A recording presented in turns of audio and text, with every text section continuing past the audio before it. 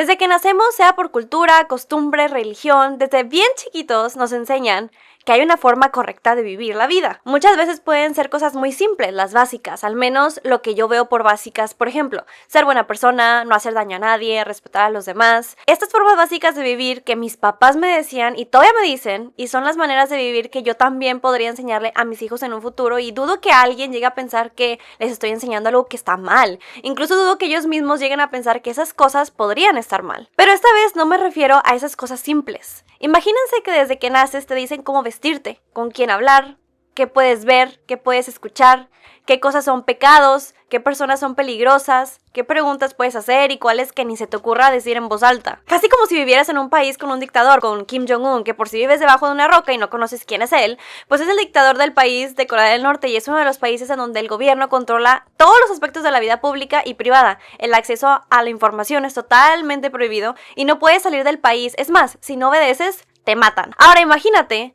que no solo te lo dice una persona así random, sino te lo dice tu familia, tu comunidad, las personas con las que creciste, te lo dicen los adultos que se supone que te cuidan. Pero imagínate si todo eso que te dicen que viene de Dios. O sea, ¿cómo vas a cuestionar algo así? Y lo que estás viviendo es tu vida, lo que conoces desde chiquita, es tu familia, es tu casa, tu idioma, tu rutina, la idea de lo que es bueno y malo. Esa es la gente que te enseñó a rezar, es la gente que te enseñó quién eras. ¿Cómo una comunidad entera puede llegar a normalizar cosas que parecen imposibles de normalizar?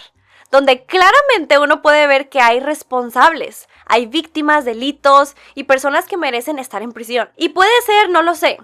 Quiero pensar que esto no es porque todos sean unos monstruos, o sean tontos, o sean débiles, sino que cuando creces dentro de un sistema que te enseña a obedecer incluso antes de pensar, es posible que el miedo que podrías sentir normalmente lo veas como fe. Y eso es muy fuerte, oigan, porque, por ejemplo, una cosa es que alguien te manipule por unos meses, como un novio tóxico. Pero imagínate que te manipulen desde que naciste. Una cosa es que una pareja te diga, no hables con tus amigas, o no hables con ese hombre, por ejemplo. Y otra cosa es que una comunidad entera te diga, no hables con nadie de afuera porque ellos quieren destruirnos. Una cosa es que alguien te controle, y otra cosa es que ese control venga envuelto en palabras bonitas como familia, salvación, obediencia, pureza, protección o voluntad de Dios, por ejemplo. Y aquí quiero aclarar algo desde el principio. Este episodio no es para burlarnos de la fe de nadie, aunque probablemente me voy a burlar un poco, pero no es para atacar una religión en sí, no es para decir que creer en Dios de tal manera está mal, porque no. Muchísimas personas encuentran amor, paz, comunidad y fuerza en su fe, incluyéndome a mí. El problema no es la fe, el problema es cuando alguien usa la fe como una cadena, cuando alguien dice, si me cuestionas, cuestionas a Dios, si no me obedeces, estás fallando espiritualmente, si te vas, te van a condenar, si hablas, estás traicionando a toda tu familia. ¿Cómo le vas a decir que no a alguien que te convenció de que tiene autoridad divina? ¿Cómo te sales de un lugar donde todos los que aman, amigos, familia, conocidos, o sea, siguen allá adentro? Sería salirte del único mundo que conoces. O sea, ¿cómo denuncias algo cuando la persona que te está haciendo daño también es la persona que todos tratan como un profeta? Y esa palabra, profeta, va a ser muy importante en la historia de hoy, porque hoy vamos a hablar de un caso donde esta palabra se usó para controlar vidas enteras. Cuando vemos historias de sectas nos imaginamos algo muy obvio, como túnicas raras o rituales extraños, gente viviendo en medio del bosque, cosas así como muy de película. Pero muchas veces no se ve así. Muchas veces se ve como una comunidad tranquila, como un pueblo, familias grandes, casas normales, vecinos que se saludan, los niños jugando, las mujeres cocinando y los hombres trabajando. Puede que para algunos de nosotros se vea pues como una vida diferente, pero no necesariamente como algo peligroso. ¿Y qué pasaría si el líder de este sistema cae? Porque uno pensaría, ok, perfecto, ya arrestaron al líder y ya se acabó, pero no siempre es así. A veces el líder cae, pero las ideas se quedan, el miedo se queda y pasa que muchas personas no saben ni cómo vivir sin que alguien les diga qué hacer. ¿Lo pueden creer? Cuando uno va creciendo, lo que más queremos es salirnos de nuestras casas y que nadie nos diga qué hacer o no. Para algunas personas esto puede sonar como liberación. Ya soy libre. Si es que no tienen la venda tan pegada en los ojos. Pero para otras personas es como una crisis enorme, porque si tú creíste durante años que esa persona era elegida por Dios, aceptar que abusó de su poder y tener que aceptar que te mintió, la historia que estoy a punto de contarles se trata precisamente de eso. Cuando un líder cae pero la comunidad sigue herida, puede aparecer pues alguien más, alguien que no necesariamente llega diciendo, hola, soy malo, voy a destruir todas sus vidas. No, llega diciendo, por ejemplo, yo los entiendo, yo sé cuál es la verdad, yo puedo guiarlos, yo tengo respuestas, Dios me eligió a mí, el profeta habla a través de mí. Y para alguien que está perdido, confundido o desesperado para volver, pues sentir seguridad, eso puede sonar como esperanza. Pero a veces esa supuesta esperanza es solo otra forma de control. Y aquí es donde entra la historia de la que vamos a hablar el día de hoy.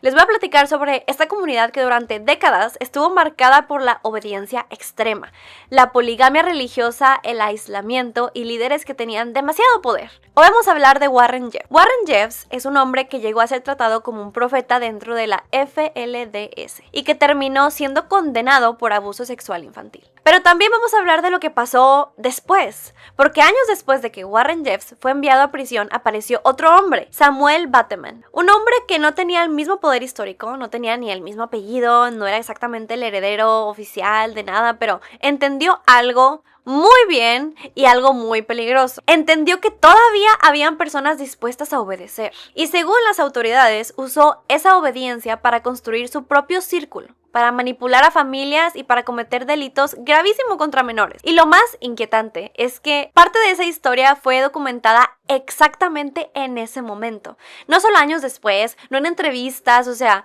no solo fue, esto fue lo que pasó. No. O sea, yo soy fan de ver documentales y entrando a Netflix me encontré con ese documental que se llama Trust Me, the False Prophet.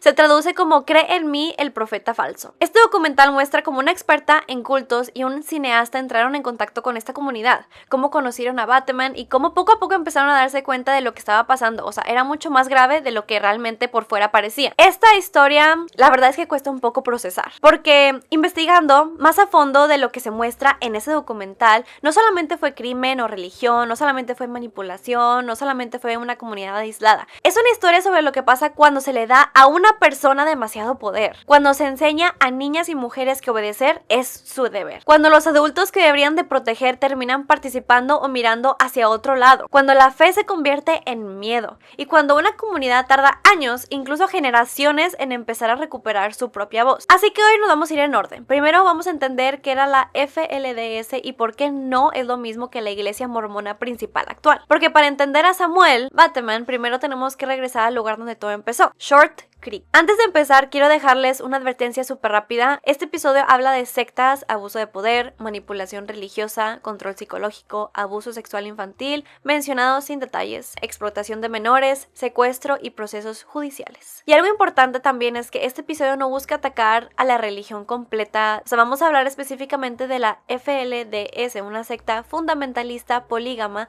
separada de la Iglesia de Jesucristo de los Santos de los Últimos Días actual. La propia iglesia principal ha aclarado que Warren Jeffs y los grupos polígamos fundamentalistas no tienen afiliación con ellos y que la poligamia fue descontinuada oficialmente en su iglesia desde 1890. Dicho eso, ahora sí, empecemos. Para empezar esta historia tenemos que irnos a la frontera entre Utah y Arizona en Estados Unidos.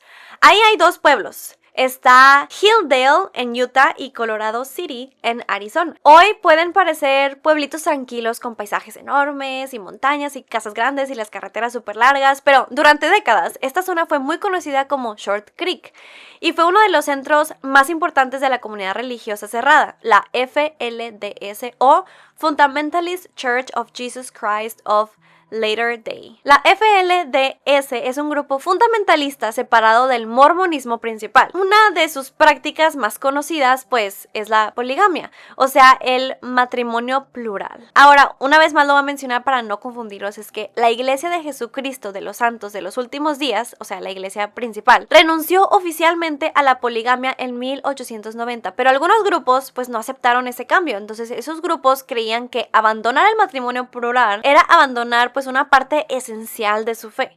Entonces se separaron y formaron comunidades fundamentalistas como la FLDS.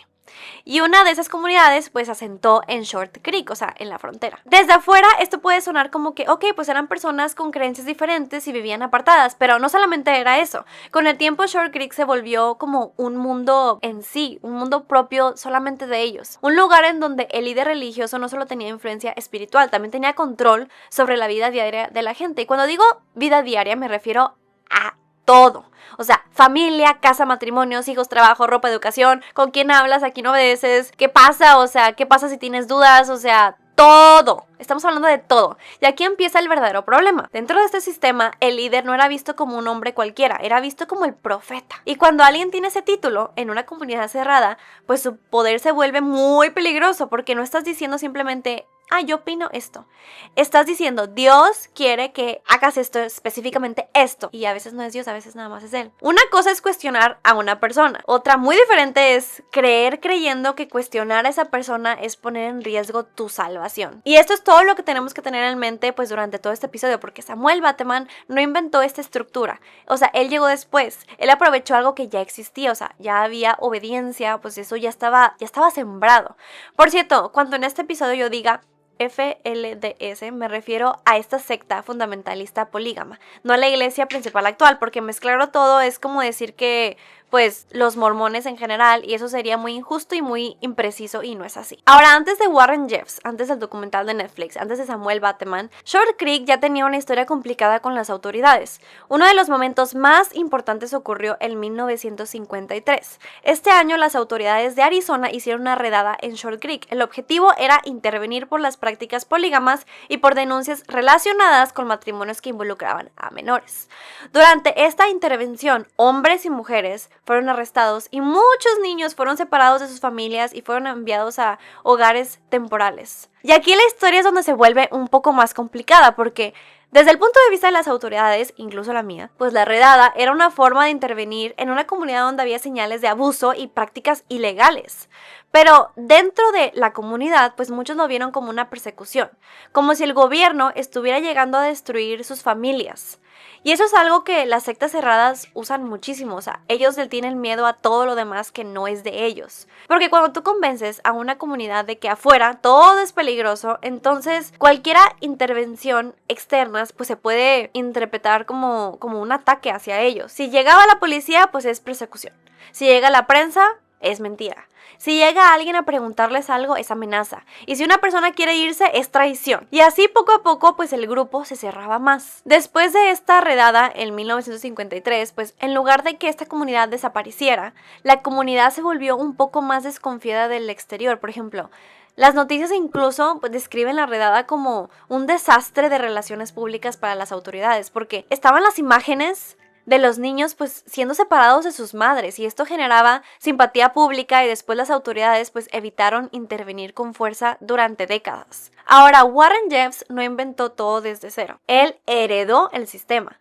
Antes de Warren, el líder más importante pues fue su padre, que era Rulon Jeffs. Bajo su liderazgo se consolidó aún más la idea de que el profeta tenía autoridad sobre la vida de la comunidad. Cuando Rulon murió en el 2002, Warren Jeffs tomó su liderazgo. Pero Warren no llegó a un sistema débil, o sea, llegó a una estructura donde la gente ya estaba acostumbrada a obedecer, donde la autoridad del profeta ya era casi absoluta, las familias podían ser reorganizadas, los matrimonios podían ser asignados, un hombre podía ser expulsado y su familia podía ser reasignada a otro hombre.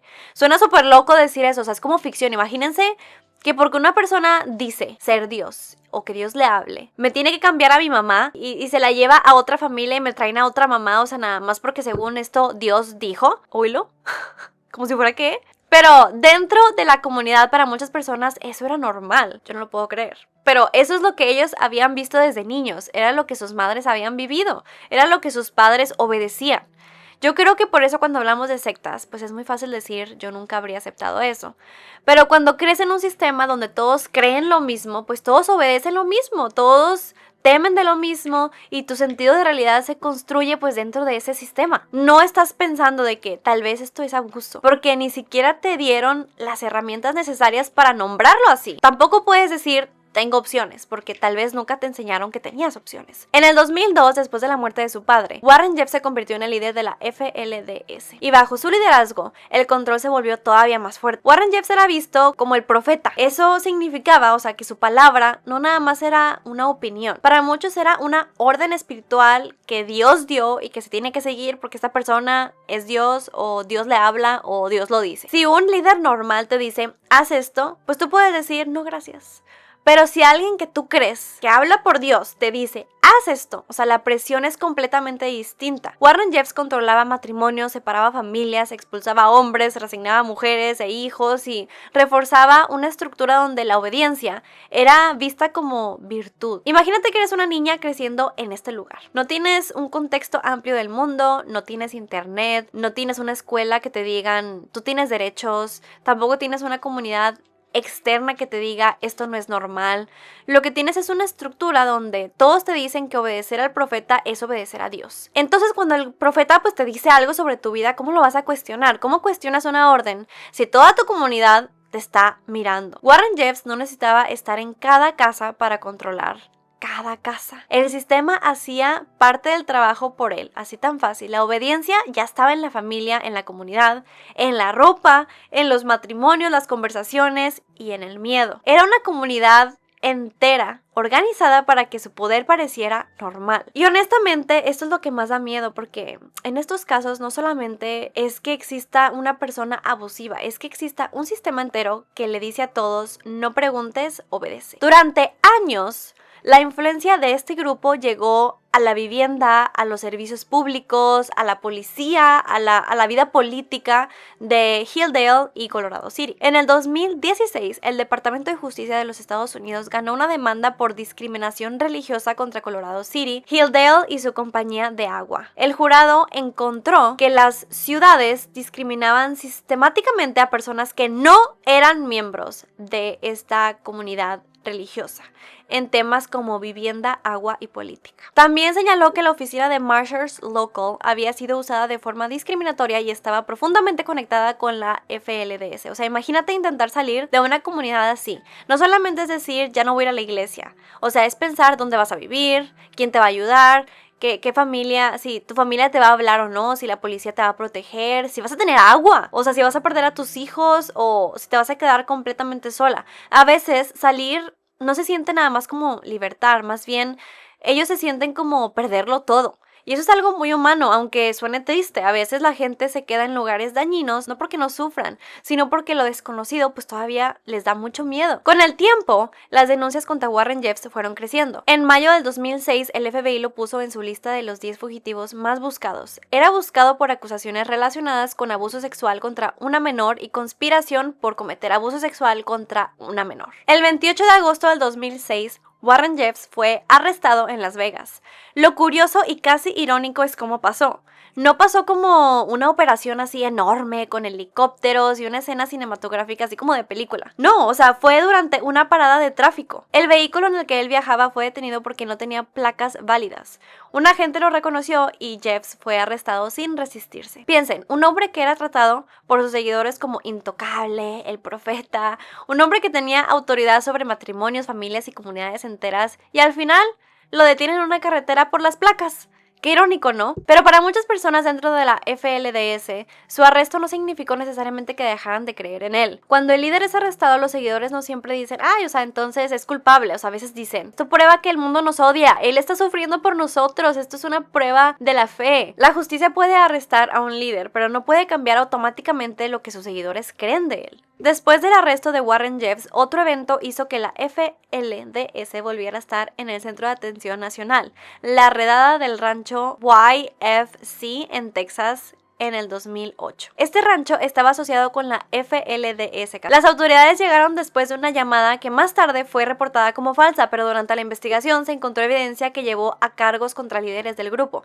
Esta redada fue uno de los eventos más importantes de la historia reciente de la FLDS, una redada que fue enorme. Cientos de niños fueron retirados inicialmente del lugar. El país entero empezó a hablar de la poligamia, la libertad religiosa, el abuso infantil, los derechos de los padres y las sectas cerradas. En el 2011, Warren Jeffs fue condenado en Texas por abuso sexual infantil y sentenciado a cadena perpetua más de 20 años. Para muchas personas fuera de esta comunidad, pues esto parecía como el final. Pero dentro de una comunidad cerrada, el final legal no siempre es el final emocional. Puedes pensar que te mintieron, puedes aceptar que tu comunidad protegió a un abusador, puedes aceptar que tu vida entera estuvo organizada alrededor de una figura criminal. Pero todas estas opciones suenan muy dolorosas, o sea, para aceptar. Y es así que, aunque Warren Jeffs estaba en prisión, su influencia seguía viva. Tal vez no igual que antes, tal vez ya no con el mismo control público, pero en la mente de muchos seguidores él seguía siendo una figura espiritual. Pero la comunidad pues queda fracturada. Algunas personas se salen, otras se quedan, otras no saben en qué creer, otras quieren seguir obedeciendo, pero ya no saben a quién obedecer. Después de la condena de Warren Jeffs, Short Creek empezó a cambiar. Poco a poco, la comunidad de la FLDS pues perdió control sobre Hilldale y Colorado City. Hubo reformas legales, cambios en los gobiernos locales y transformaciones comunitarias. Se reportó en el 2026 que estas ciudades pues han cambiado mucho desde la época de Warren Jeffs y que la supervisión judicial federal terminó antes de lo esperado, después de avances en las comunidades. Pero, a ver, cambiar una ciudad no es lo mismo que sanar una ciudad. Puedes abrir negocios o cambiar autoridades, tener más visitantes o familias nuevas llegando o remodelar las casas, pero si durante generaciones una comunidad vivió bajo miedo, aislamiento y control, eso no desaparece solo porque cambien letreros. Es un trauma que se queda. Se queda en las familias que fueron separadas, en las mujeres que nunca pudieron decidir por sí mismas, en los niños que siguieron creciendo pensando que el mundo exterior era malo. Cuando un líder cae, pero la necesidad de obedecer sigue ahí, alguien más puede intentar ocupar su lugar, y eso fue exactamente lo que hizo Samuel Bateman. No era Warren Jeffs, no tenía el mismo apellido, no era el heredero oficial de la FLDS, no era el líder histórico de toda la comunidad. Esto demuestra el problema, o sea, no era solamente Warren Jeffs como un individuo.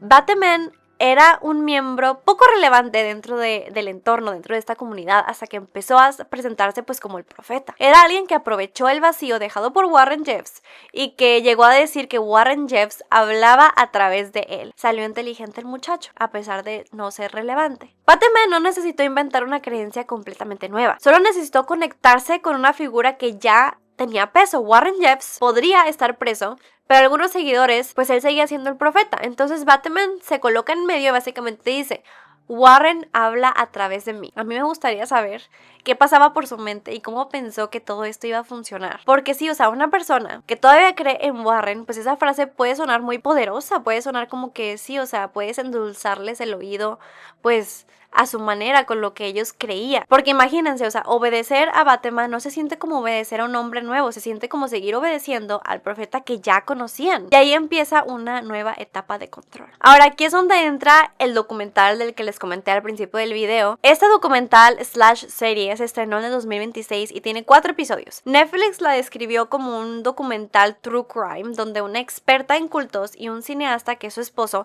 se infiltran en una secta poligamista para exponer pues al profeta autoproclamado y llevarlo ante la justicia. La experta en cultos es Christine Marie y el cineasta que es su esposo es Tolga Katas. Ellos se mudaron a Short Creek para documentar y apoyar a una comunidad en crisis después de la caída de Warren Jeffs, y conocieron a Samuel Bateman en el 2017 y después en el 2019 empezaron a notar que él reaparecía pues con nuevas esposas, con un círculo cada vez más preocupante a su alrededor. Y a mí lo que me parece más raro es cómo Bateman los dejó acercarse, porque o sea, aparentemente él creía que las cámaras podían ayudarlo. Y eso es algo que vemos en muchos líderes abusivos. Por ejemplo, ellos necesitan verse vistos, necesitan verse como admirados, necesitan sentir que están construyendo pues una imagen. O sea, imagínate que toda la gente alrededor de él pues veía a Bateman siendo seguido por cámaras, entonces todos a lo mejor tenían como que esa mentalidad de que uy, hay que ser alguien importante, o a lo mejor sí es quien dice ser que es. Bateman pensaba que Christine y Tolga podrían ayudarlo a contar su versión, pero obviamente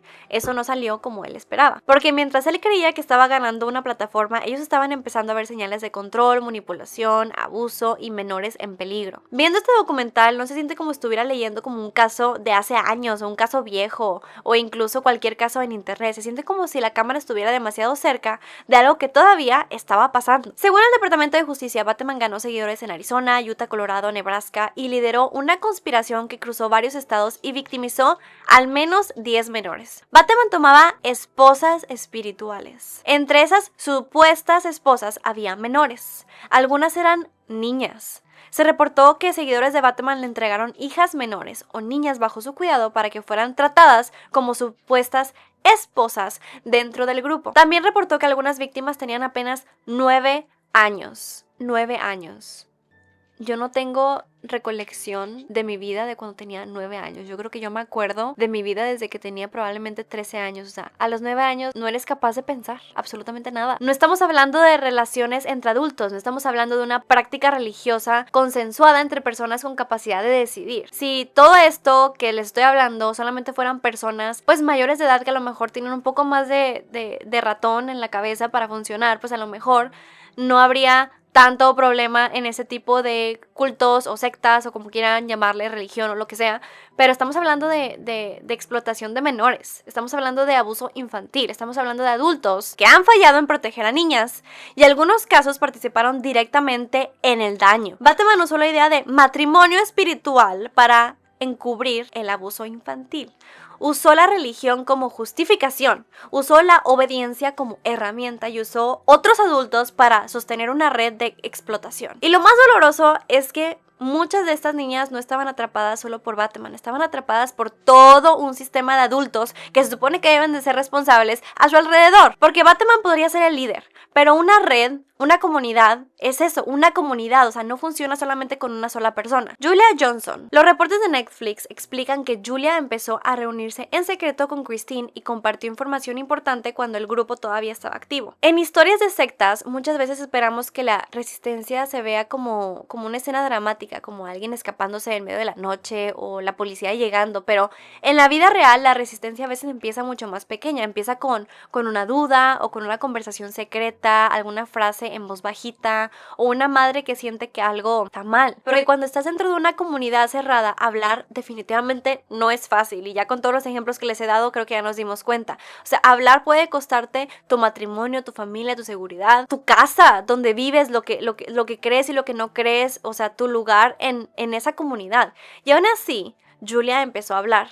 En casos así, una voz puede cambiarlo absolutamente todo, no porque una sola persona pueda desmontar una secta completa de inmediato, sino porque rompe algo que el líder necesita desesperadamente y es el silencio. En agosto del 2022, la historia dio un giro. Una parada de tráfico en Flagstaff, Arizona, llevó al arresto final de Samuel Bateman cuando las autoridades encontraron menores en condiciones peligrosas dentro de un remolque. ¿Le recordó a alguien? Warren Jeffs también fue arrestado después de una parada de tráfico. O sea, ¿será que no tenían el cerebro suficientemente capaz al momento de manejar o algo por el estilo que no llegaron a pensar que a lo mejor los podían parar y eso podía acabar con todo? En el caso de Bateman, esta parada de tráfico fue un punto de quiebre. Hasta ese momento había sospechas, había grabaciones, había testimonios, había señales, pero esa parada hizo visible algo que el grupo había intentado mantener oculto: menores en peligro, un remolque y una situación que las autoridades pues ya no podían ignorar más. Y de pronto este caso empezó a moverse con más fuerza, o sea, el falso profeta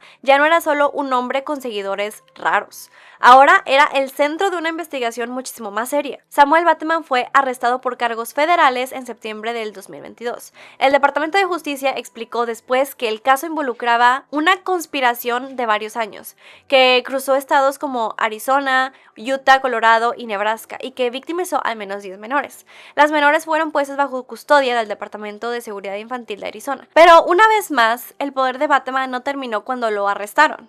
Y eso pasa en muchísimas sectas y ya lo vimos una vez y lo volvemos a ver otra vez. O sea, el líder puede estar físicamente encerrado, pero si sus seguidores todavía creen en él, su influencia sigue afuera. Siguen las llamadas, en instrucciones, las lealtades, en personas que creen que ayudarlo es obedecer a Dios. Y eso fue exactamente lo que pasó después. En noviembre del 2022, según el Departamento de Justicia, Bateman conspiró con seguidores para secuestrar a 8 niñas que estaban bajo custodia estatal. Las niñas fueron llevadas primero a California y después a Washington, donde finalmente fueron encontradas y regresadas a Arizona. Esta parte muestra claramente que no estamos hablando solo de un hombre aislado, o sea, estamos hablando de una red. Seguidores afuera seguían haciendo cosas por él, seguían actuando por él, seguían obedeciendo, moviéndose, intentando recuperar a las menores para el grupo, porque ellos creían que eso era lo correcto.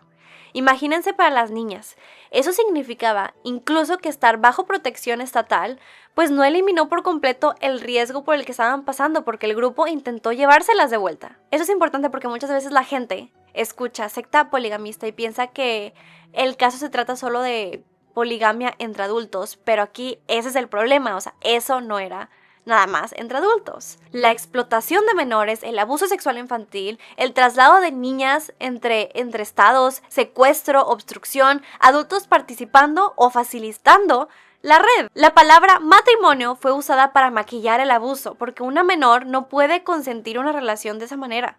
Una niña no puede consentir ser esposa espiritual de un adulto. Y mucho menos dentro de una comunidad donde decir no, pues podía sentirse como desafiar a Dios. Entonces, cuando escuchamos esas palabras, esposas espirituales, no hay que perder de vista lo que realmente significaban en este caso. O sea, era explotación y abuso, por eso hago esto en referencia. Qué conveniente para esos hombres usar palabras religiosas para cubrir sus crímenes, porque suena más sagrado, o más tradicional, o más espiritual, pero no. Cuando hay menores involucradas, no hay nada sagrado que discutir. Algunas mujeres adultas dentro del círculo de Bateman también fueron acusadas o condenadas por su participación en el plan de secuestro o en acciones relacionadas con el grupo.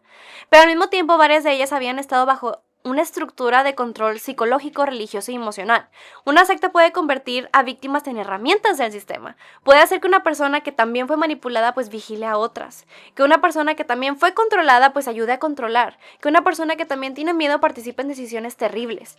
Y eso es una de las partes más tristes de casos como estos. O sea, el daño no se queda en una línea recta. Se expande. De mí a ti, de ti a allá, de acá a allá y así consecutivamente. El 1 de abril de 2024, Samuel Bateman se declaró culpable de 2 cargos federales: conspiración para transportar a una menor con fines de actividad sexual criminal y conspiración por cometer secuestro. Ambas son conspiraciones, o sea que no es que lo hizo, sino conspiración, pero yo creo que sí lo hizo. Ahora, esas son palabras legales, frías y muy difíciles, pero detrás de esas palabras pues había niñas que fueron trasladadas entre estados, qué horrible suena eso, niñas que fueron tratadas como propiedad espiritual, niñas que tuvieron que cargar con el abuso de adultos que debían, según esto, protegerlas. Y también había una comunidad donde muchos ya habían sobrevivido a Warren Jeffs, una comunidad donde estaban intentando salir pues de una historia de control. Y aún así viene otro hombre a repetir patrones parecidos. En diciembre del 2024, Samuel Rapelye Bateman fue sentenciado a 50 años de prisión, seguido de libertad supervisada de por vida. Yo no sé por qué libertad supervisada de por vida, pero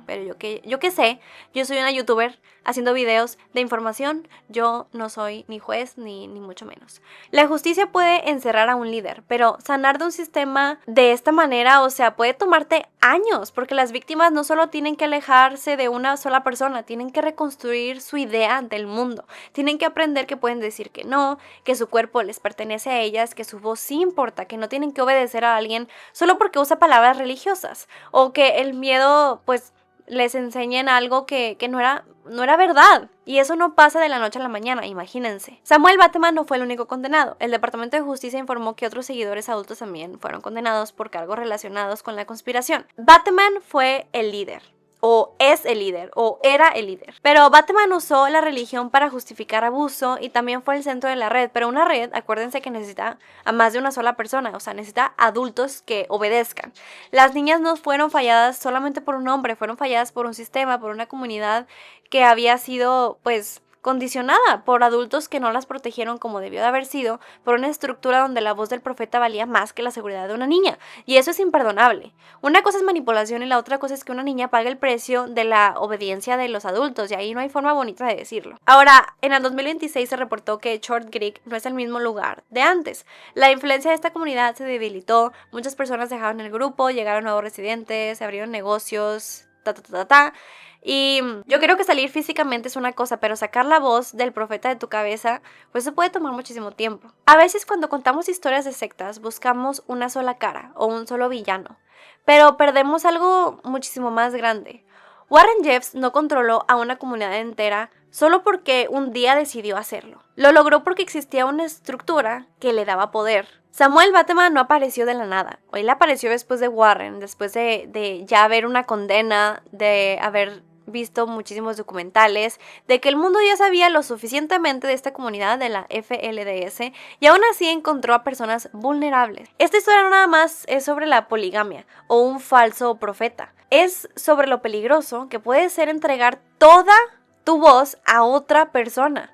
Porque cuando alguien te convence de que pensar por ti misma es pecado, ya no necesita encerrarte con llave. Y bueno, Hasta aquí llega el episodio de hoy. Este caso a mí me parece un poco pesado, porque no solo habla de crimen, también habla de familias, fe, manipulación, de lo difícil que puede salir de un lugar donde naciste creyendo que obedecer era la única forma de estar a salvo. Yo quiero leerlos a ustedes, díganme en los comentarios qué piensan sobre este caso. Creo que es un caso definitivamente pues pesado, pero también algo sensible porque habla de la religión, creer en cierto Dios.